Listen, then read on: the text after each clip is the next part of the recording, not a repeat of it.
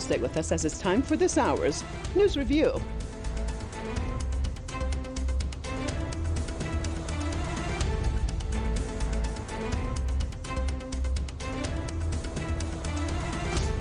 Well, Airbus says the latest move by the U.S. government to hike tariffs on its aircraft further escalates trade tensions between the U.S. and the EU.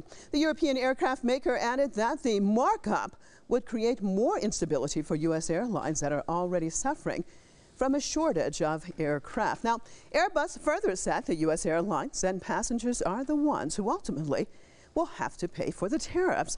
Washington's decision comes after the World Trade Organization gave a green light to the U.S. to take retaliatory trade measures against the EU over its subsidies to Airbus. The move will increase the current 10% duties on Airbus planes to 15%. Tariff hikes are being increasingly used by U.S. President Donald Trump to pressure countries into importing American products. I'd like to welcome my guests to this news review. Paolo Raffoni, Secretary General, CIPI Foundation out of Brussels, and Tony Gosling, investigative journalist out of Bristol.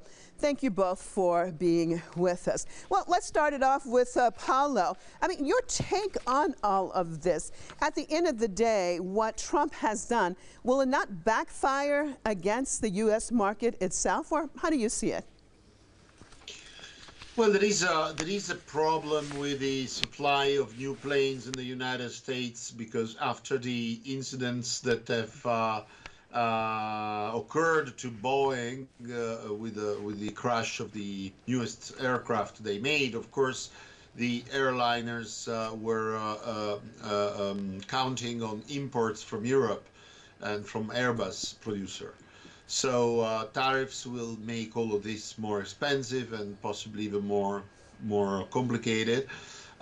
Certainly, it's a very tough time for Airbus altogether, because if we see between October last year and now, there has been a string of events, of major events actually. We started with the WTO ruling in October 2019. Then the settlement of the corruption and bribery case, which occurred in January this year, and now this uprising of tariffs from 10 to 15% from the U.S. So it's a very, very dark, we could say, and opaque situation, which is part probably of the trade war between Europe and the United States.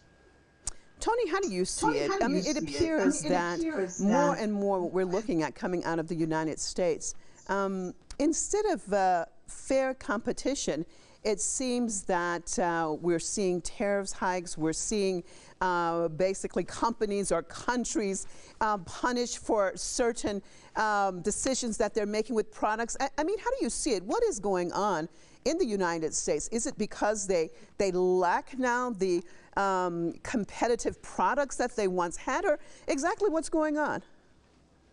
Well, look, this links in very cleverly, really, with the previous story we had about at the Munich Security Conference with the battle with Huawei. The United States, I'm afraid he'll probably bang his fist on the table, but somebody needs to break it to Donald Trump that the United States is no longer really that competitive in international markets. There are all sorts of other countries around the world, India, China most obviously, but many others too, who are more competitive. In other words, they're providing better products, safer products, more reliable products at a lower price.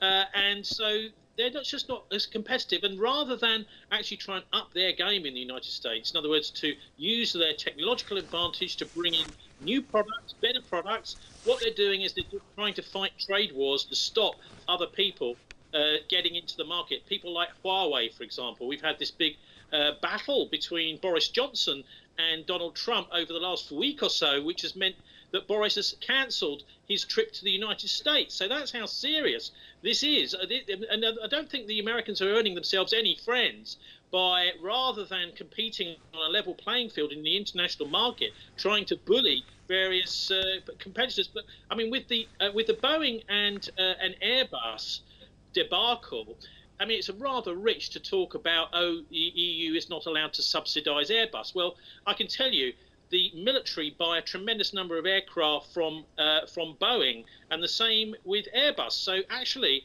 it is governments that are largely subsidising both Boeing and Airbus, and there's a tremendous amount of money comes into those companies from government contracts anyway. So it's very difficult to say, well, one side is subsidising, therefore we're going to put tariffs on and we're not doing it, because that's simply not true. All right, and on that note, I'd like to thank both of you for being with me. Paolo Raffoni, Secretary General, CIPI Foundation out of Brussels, and Tony Gosling, investigative journalist out of Bristol. And thank you so much, viewers, for staying with us on this News Review.